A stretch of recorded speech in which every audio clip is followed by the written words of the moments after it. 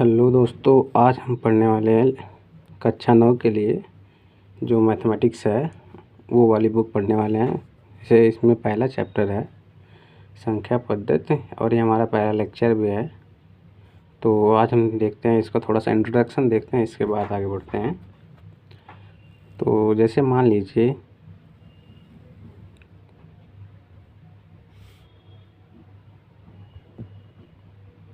ये हमारी एक रियल लाइन है, यहाँ पे कहीं जीरो होगा।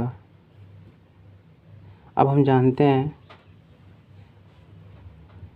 रियल लाइन में जीरो के दाहिनी तरफ हम जब चलते हैं तो वहाँ पे हमारी जितनी भी संख्याएं होती हैं सभी धनात्मक होती हैं। यहाँ मैं लिख देता हूँ पॉजिटिव होती हैं।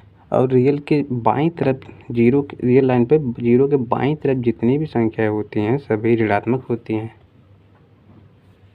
ये आपने पढ़ लिया होगा, कक्षा 8 में पढ़ लिया होगा पहले से ही, फिर भी बता दे रहा हूँ। जीरो के दाहिनी तरफ जितनी भी संख्याएं होती हैं सभी धनात्मक होती हैं। तो जैसे यहाँ कोई पॉइंट हो गया +1 हो गया, यहाँ कोई पॉइंट हो गया +2 हो गया, यहाँ कोई पॉइंट हो गया +3 हो गया, ऐसे ऐसे करते चलेंगे प्लस इनफाइनाइट तक। और यहाँ जीरो के बाईं तरफ जितनी भी संख्या होती है सभी ऋणात्मक होती हैं। जैसे ये माइनस हो गया, यहाँ कोई पॉइंट हो गया, ये -2 हो गया, -3 हो गया, -4 हो गया, -5 हो गया। तो ऐसे ऐसे करते चले जाएंगे माइनस इनफाइनाइट पे। तो ये हमारी रियल लाइन बन गई। जीरो के दाहिनी तरफ जाएंगे तो पॉजिटिव संख्याएं मिलेंगी, जीरो के बाईं तरफ जाएंगे तो ऋणात्मक संख्याएं मिलेंगी। अब अगर हम कहें यहाँ एक पे पॉइंट 1 है +1, इस पर हम किसी एक व्यक्ति को अगर खड़ा कर दें और उसके हाथ में एक थैला दे दें बड़ा सा तो प्लस इनफाइनाइट अगर उसको कहें भाई तू जीरो के दाहिनी तरफ 1 से लेके धनात्मक अनंत तक के या पॉजिटिव इन्फिनिटी तक ऐसे चलते चला जा, और जितनी भी संख्याएं तेरे कदम पे मिले सभी को एक बैग में इकट्ठा कर ले। जैसे यहाँ से +1 से +2 पे गया, +2 से +3 पे, डायरेक्ट ऐसे ही एक कदम बढ़ाया, फिर 1 से गया 2 पे, 2 से गया 3 पे, 3 से गया यहाँ +4 पे गया, +4 से गया +5 पे गया, ऐसे ऐसे बढ़ता चला गया। और जितनी भी संख्याएं मिली उन सभी संख्याओं को अपने बैग में डाल लिया। तो मान लीजिए उसका बैग कुछ ऐसा है यहाँ पे। तो जब ये पहला कदम बढ़ाएगा तो यहाँ से +1 को उठाएगा, इसके बाद +2 को उठाएगा, +3 को उठाएगा, ऐसे ऐसे +4 को उठा लेगा, +5 को, ऐसे चलता चला जाएगा, यहाँ अनंत तक पहुँच जाएगा। तो हम भी ऐसे ऐसे कर देते हैं, अनंत तक पहुँच गए, मान लीजिए अनंत तक पहुँच गए। तो यहाँ पे ऐसे +1 +2 +3 +4 +5 ऐसे ऐसे करते चलेंगे, +7 +8 +9 +1002 +9999 ऐसे करते चले जाएंगे। तो ये सभी संख्या जितने भी मिलेंगी 1 से लेकर ऐसे ऐसे, तो उन सभी संख्याओं को इस बॉक्स में बंद कर दिया। मान लीजिए उसका वो थैला है, तो ऐसे संख्याओं को हम n से प्रदर्शित करते हैं, n से। अब n क्या है? n भाई हमारे एक सिंबल है, कैसी संख्याओं को प्रदर्शित करता है? जो 1 से लेकर अनंत तक की संख्याओं को प्रदर्शित करता है। जैसे 1 हो गया, 2 हो गया, 3 हो गया, 4 हो गया, 5 हो गया, इसको बोलते हैं नेचुरल नंबर या वास्तविक संख्याएं। तो नेचुरल नंबर या प्राकृतिक संख्याएं, जो हमारी प्राकृतिक संख्याएं हैं,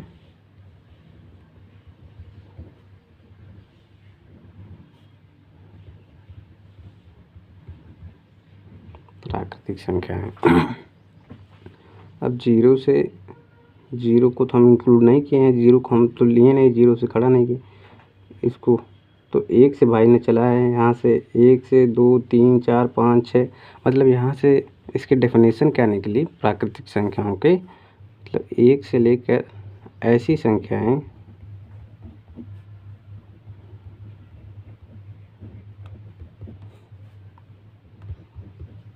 जो 1 से लेकर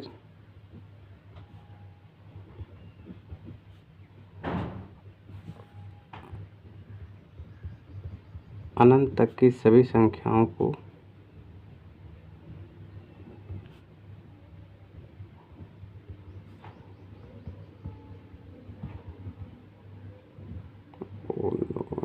अनंत तक की सभी संख्याओं को प्राकृतिक संख्याएं कहते हैं।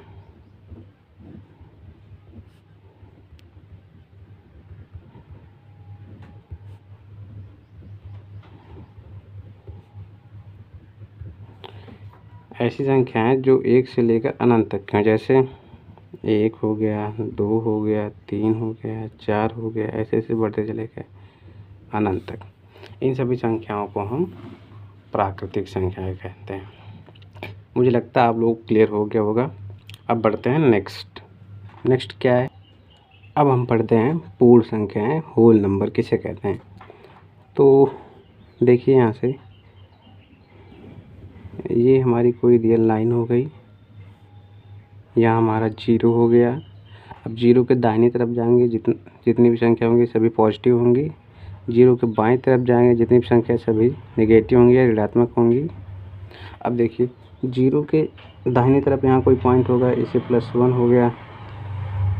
यहाँ कोई संख्या होगी, यहाँ +2 होगा, यहाँ +3 होगा।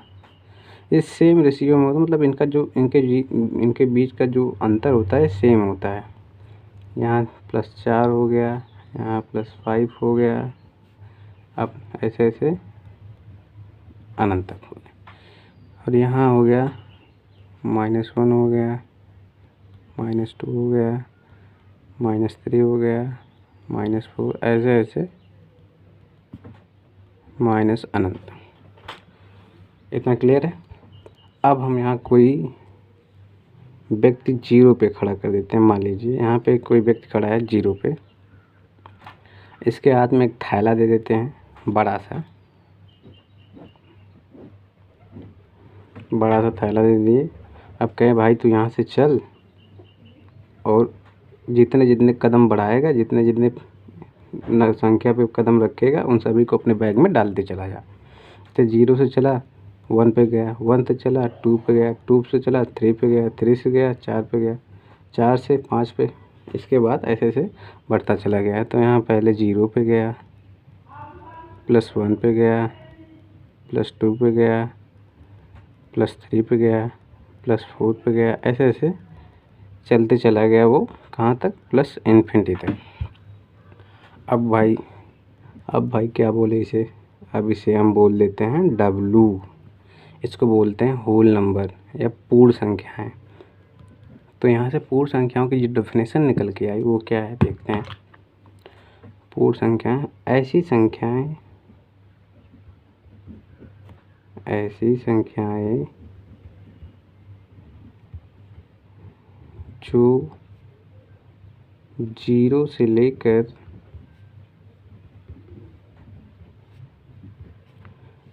अनंत तक के होते हैं।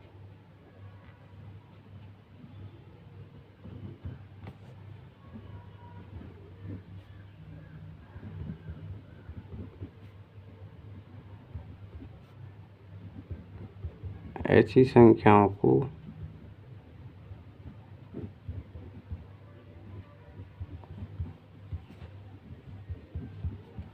पूर्ण संख्याएं कहते हैं।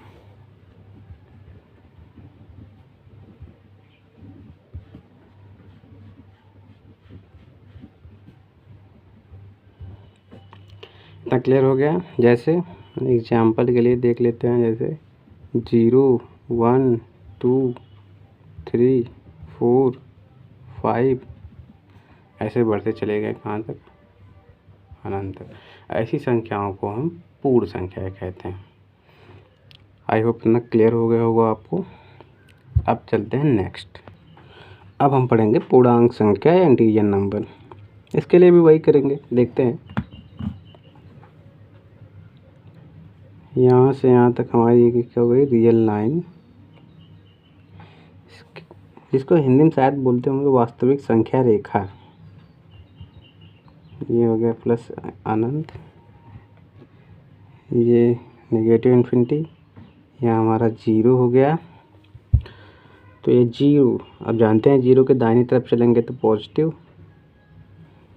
एंड जब बाएं तरफ चलेंगे तो नेगेटिव, यहाँ हमारा +1 होगा, यहाँ हमारा +2 होगा, यहाँ हमारा +3 होगा, यहाँ हमारा +4 होगा, ऐसे ऐसे +5 +6 +10 +19 +20 ऐसे ऐसे होगा। यहाँ हमारा -1 होगा, यहाँ हमारा -2 होगा, यहाँ हमारा -3 होगा, यहाँ -4 होगा, ऐसे ऐसे -5 -10 -20 -इनफाइनाइट ऐसे हो जाएगा। अब हम बोले कि यहाँ से चाहे जहाँ से आप कहिए वहीं से ले ले। यहाँ से -इनफाइनाइट पे कोई व्यक्ति खड़ा कर दिए, आदमी काफ़ी अच्छा नहीं बना। अब इसको एक बैग दे दिए, उसमें बोले कि अब जितने कदम तू चलेगा सभी इंटीजर्स पे या सभी संख्याओं पे जितने कदम तू रखेगा वो सभी संख्याओं को अपने बैग में डालता चला जा। जैसे यहाँ से आया, इसका मान लीजिए बैग इतना बड़ा है। अब एक कदम चला, फिर 2 कदम 3 कदम, जैसे यहाँ -4 पे आया, -4 पे आया, माइनस कहाँ से चला था, -इनफाइनाइट से। ऐसे कहाँ पे आया पहले, -4 पे, फिर -3 पे, फिर -2 पे, फिर -1 पे, इसके बाद 0 पे आ गया। इसके बाद यहाँ से +1 पे गया, फिर +2 पे गया, ऐसे ऐसे +4 पे, +5 पे, +20 +19 +1000 ऐसे +इनफाइनाइट पे चला गया, +3 +4 ऐसे ऐसे +इनफाइनाइट पे चला गया। अब उनके बैग में जो जितनी संख्याएं होंगी सभी यही होंगी। अब इसके बैग में यही ना संख्याएं होंगी, इसको हम मान लेते हैं I।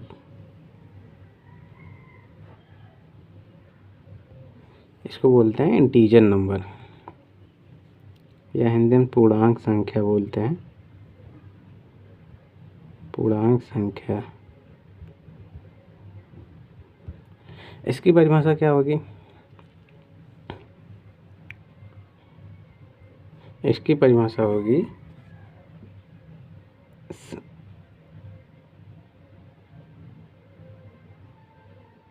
जीरो से अनंत तक तथा 0 से लेकर अनंत तक, लेकिन वो कैसी होनी चाहिए, 0 से लेकर +-1। देखिए यहाँ प्लस भी हो गया माइनस भी हो गया, यहाँ से देखिए +1 हो गया -1, +1 -1 दोनों हो गया।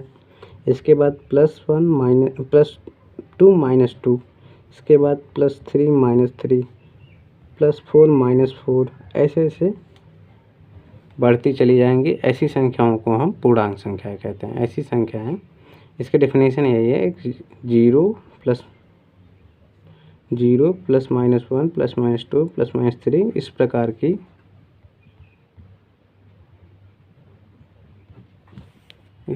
की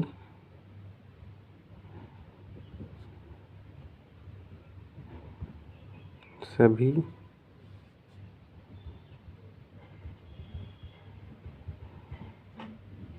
संख्याओं को पूर्णांक संख्या कहते हैं।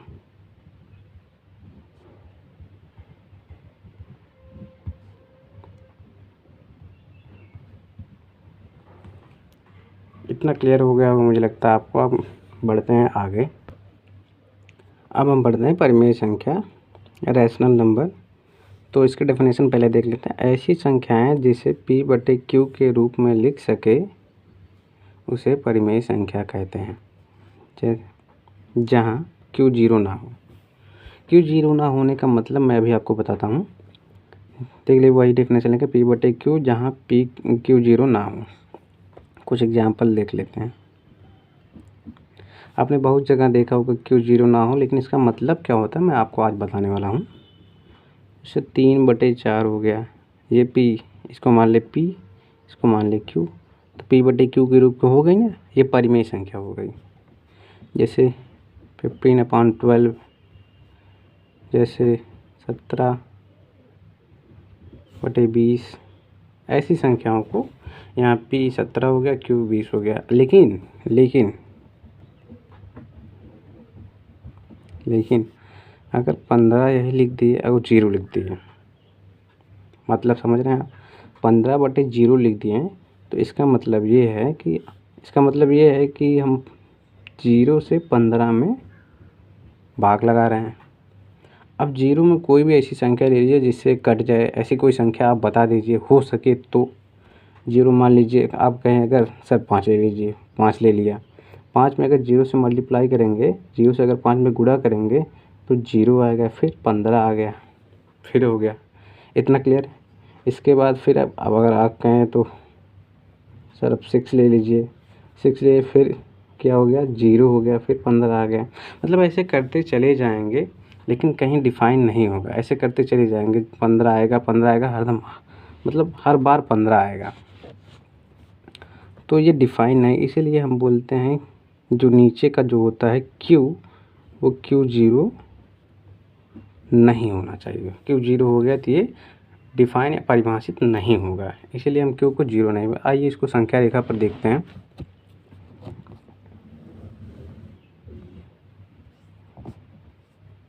ये हमारा 0 हो गया, ये प्लस इनफाइनाइट हो गया, ये माइनस इनफाइनाइट हो गया, यहाँ +1 हो गया, +2 हो गया, +3 हो गया, ऐसे ऐसे। यहाँ -1 हो गया, -2 हो गया, -3 हो गया, -1, ऐसे ऐसे बढ़ता चला जाएगा। इतना क्लियर है। अब देखिए इनमें से अगर हम कहें, अब अगर आप पूछे क्या सर ये जो +1 है ये भी परिमेय संख्या है, तो देखते हैं इसको भी। एक लिए, एक में एक का भाग लगा दिए, ये p/q रूप की बन गई कि नहीं बनी, बन गई, ये भी परिमेय संख्या है।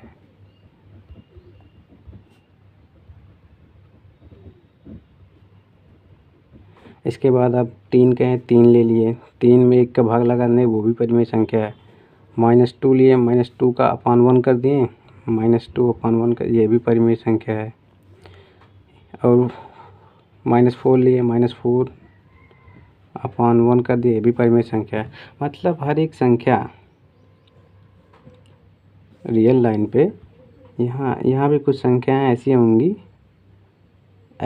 सभी नहीं, कुछ संख्याएं ऐसी होंगी जिनको हम इस फॉर्म में लिख सकते हैं। जैसे यहाँ 3 और 5 के बीच में कुछ संख्या होंगी, जैसे 5/2, तो 5/2 भी इसके बीच में कहीं होगा। 5/2 को हम डिवाइड करते हैं 2.5। अब 2.5 यहाँ हो गया 2, यहाँ 2.1 होगा, 2.2, 2.3, 2.4, 2.5, यहाँ 2.5 बीच में होगा, 3 और 2 के बीच में। तो यहाँ भी मतलब इंटीजर्स के बीच में भी परिमेय संख्याएं होती हैं। मेरा बताने का मतलब ये था। और यहाँ से 2 निष्कर्ष मैंने निकाल दिया कि सभी जो पूर्णांक होते हैं वो परिमेय संख्या होती हैं। सभी पूर्णांक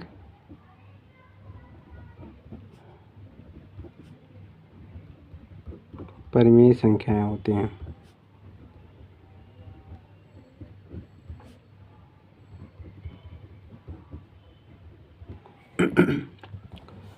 इतना क्लियर है। मतलब 1, 2, 0, 1, 2, 3 ये सभी पूर्णांक है ना, -1, -2, ये सभी पूर्णांक है। इनको हम परिमेय संख्या के रूप में अभी लिख दिए। ये सभी पूर्णांक मतलब परिमेय संख्या होते हैं। एज ए रिजल्ट आपको याद करना है। इसके बाद देखते हैं क्या 0 परिमेय संख्या है। देखते हैं 0/1 कर दिए, मान लीजिए 0/1। अब 0 में अगर हम 1 का भाग लगाएं तो कितनी बार ले जाएंगे, एक बार ले जाएंगे।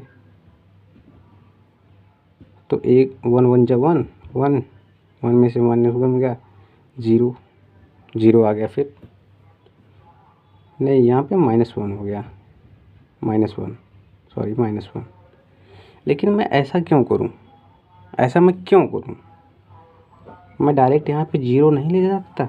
1 में अगर 0 से अगर कहें सर आप 0 बार ले जाइए, 0 बार 0, 1 का मल्टीप्लाई 0 में किया 0, 0 बार 0 डिफाइन हो गया। मतलब यहाँ से ये निष्कर्ष निकला 0 एक परिमेय संख्या है।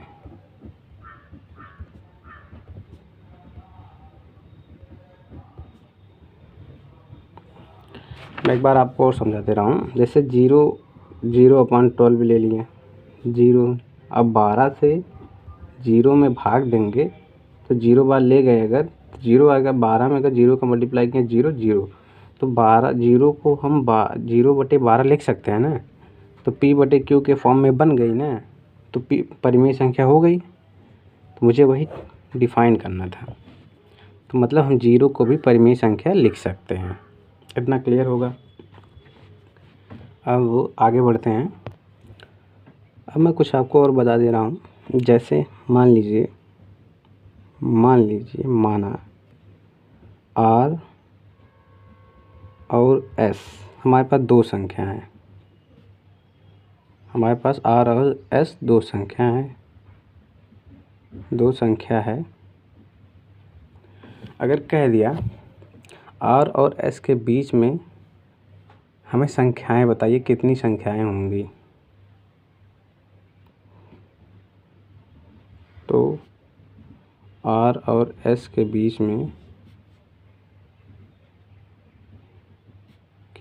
की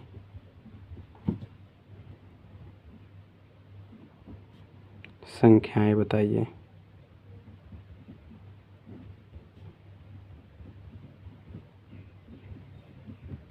कैसे बताएंगे आप? कुछ ज़्यादा नहीं करना है, बस R और S को जोड़ देना है। क्या करना है? R और S को जोड़ देना है, उसमें 2 से डिवाइड कर देना है। बस ऐसे ही निकालेंगे। जैसे कुछ एग्जाम्पल की सहायता से हम आपको बता दे रहे हैं, आपको एकदम क्रिस्टल क्लियर हो जाएगा। जैसे 1 और 2 के बीच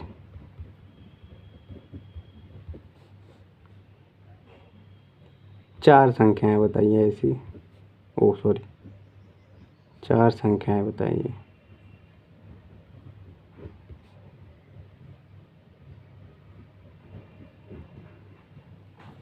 कैसे निकालेंगे? ये मान लीजिए R है हमारा, ये मान लीजिए S है। इसको दोनों को जोड़ देंगे। ये क्या हो गया हमारा 3/2। ये हो गया हमारा 1 पॉइंट। जब इसको इसमें से भाग देंगे तो 1.5 आ जाएगा। अब मैं आपको एकदम दिखा दे रहा हूँ कैसे एकदम आया, मतलब इसके बीच में क्या ये संख्या बिलोंग करती है, मतलब ये संख्या एक और 2 के बीच में है कि नहीं है। देखिए ये हमारी क्या हो गई रियल लाइन। हम जानते हैं यहाँ प्लस इन्फिनिटी होता है, यहाँ माइनस, और यहाँ कहीं पे हमारा 0 होगा, यहाँ -1 होगा, यहाँ -2 होगा, और यहाँ कहीं पे हमारा +1 होगा, यहाँ कहीं पे +2 होगा, और यहाँ कहीं पे +3 होगा, यहाँ कहीं पे +4 होगा। अब देखिए, अब थोड़ा सा गैप मैं इसको बढ़ा ले रहा हूँ। 1 और 2 को यहाँ से मैं काट के यहाँ लिख दे रहा हूँ। मान लीजिए यहाँ +1 है और यहाँ +2 है। मैं इसको बस जूम कर लिया हूँ, जैसे मोबाइल में जूम अब ऐसे नहीं करते, मैं वहाँ पे ऐसे जूम कर लिया हूँ बस। तो मैं इसको देखिए यहाँ पे 1 पॉइंट, यहाँ पे 1 है, यहाँ पे होगा 1.1, यहाँ पे होगा 1.2, यहाँ पे होगा 1.3, 1.4, 1.5, 1.6, 1.7, 1.8, 1.9। मतलब टोटल 0.1 सब में ऐड करते चले जाएंगे, तब हम +2 पहुँच जाएंगे। कहने का मतलब यही है। तो +1 और +2 हम इसको ऐड करने के बाद इसमें 2 से भाग जब लगाएं तो 1.5 आया। क्या इसके बीच में गया? क्या 1 और 2 के बीच में वो संख्या है कि नहीं है? हमें क्या 1 और 2 के बीच में संख्या निकालनी है ना, तो 1 और 2 के बीच में हमें संख्या निकालनी है। तो जब इसको इन दोनों को जोड़े और 2 से भाग दिए तो क्या 1.5 इसके बीच में है? यस सर है, यहाँ पे है। अब फिर देखते हैं 1.5 को हम मतलब इसी को हम ऐसे लिख सकते हैं, 3.2 में। अब देखिए यहाँ पे हम पहुँचे थे ना।